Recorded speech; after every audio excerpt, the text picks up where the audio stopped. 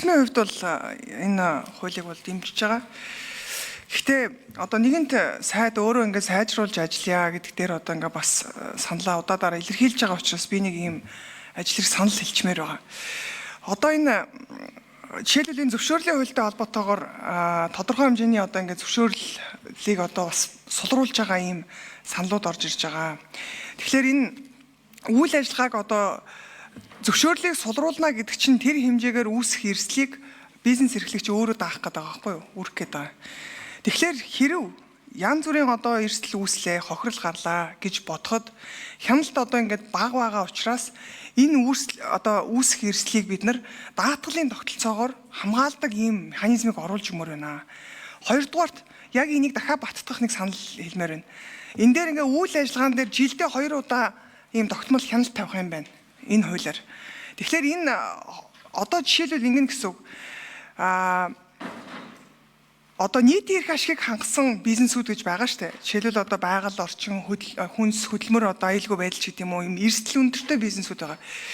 За ингээд санаандгүй байдлаар санамсаргүйгээр ч юм уу үүсэх нэг эрсдэл гарлаа гэхэд 2 удаагийн шалгалтаар яваад нөгөө бизнесийн үйл ажиллагааг зогсооч, зарцаач. За ингээд зарцаахаар яана гэхээр гомдол гаргана. За ингээд нөгөө үйл ажиллагааг нь буцаад нөхөж одоо ажиллагаанд оруулахын тулд хугацаа орноо.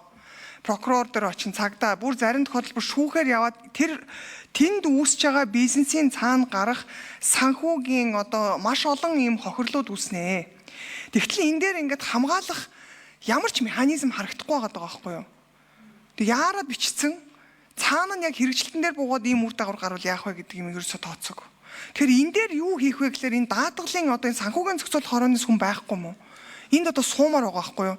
Бүхэл бүтэн даатгал хариуцж байгаа зохицуулах байгууллага энэ хуулийн дээр ийм бизнесээс үүсэх эрсдэл, зөвшөөрөл эрсдэл буурахад, хяналт 2 удаа явахад санаандгүйгээр эрсдэл үүсгэхэд даатгал өөрөө тэрийг нь зохицуулаад тэр бизнесийн санхүүгийн эрсдлийг нь хамгаалаад байж ах ёстой механизм байхгүй дутагтаад байгаа учраас энийг бүр ажил хэрэг болгож оруулж өгөөч гэж хэлмээр байна. Би энэ дээр бүр ингээд саналаа хэлээд зарчмын зөрүүтэй санал гаргая.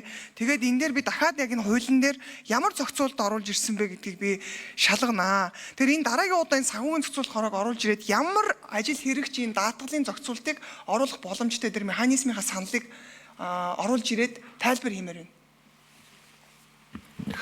За ажлын хэсгийн 5 номер энэ 2 сайд.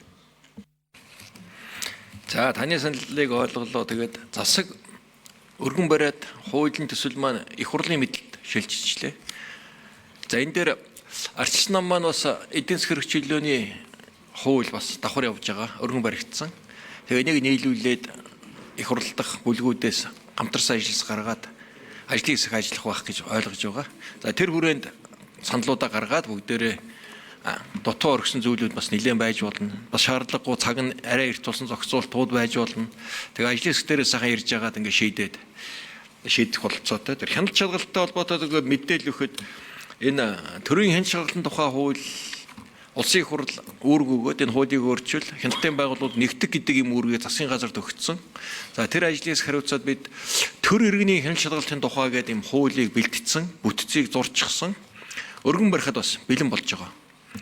Тэрний агуулга бол дотор нь энэ хяналтын дотроо иргэний одоо хяналтын юм зөвлөл, иргэний оролцоог нэлээд нэмэгдүүлсэн ийм маягаар хэзээ шалгах уу, хэдэн удаа шалгах уу, шалгалтанд хориглох одоо олон зүйлүүдийг тодорхой болгосон. Эхлээд анхааруулна, эхлээд зөвлөн, анхааруулна, шаардна. Тэгээд сүүлдээ акт торгуул тавиад дараа нь хамгийн сүүлд хаадаг, зогсоодог гэх мэт ингээд энэ процесс юмнуудын нэлээд сайн ялгаад салбарын хяналт, мэргэжлийн хяналт, төрийн хяналт шалгалт гэдэг нэгтгэсэн нэг юм зохион байгуулалт хуулийн өөрчлөлт бэлэн болсон байгаа. Тэгээ бид нар яг энэ хуулиад дагуулад өргөн барийг бэлтэж байгаа. Тэгээд их хурлын дарга дээр жоод оруулчих баха. За. Сэдвэр гишүүн асуулт.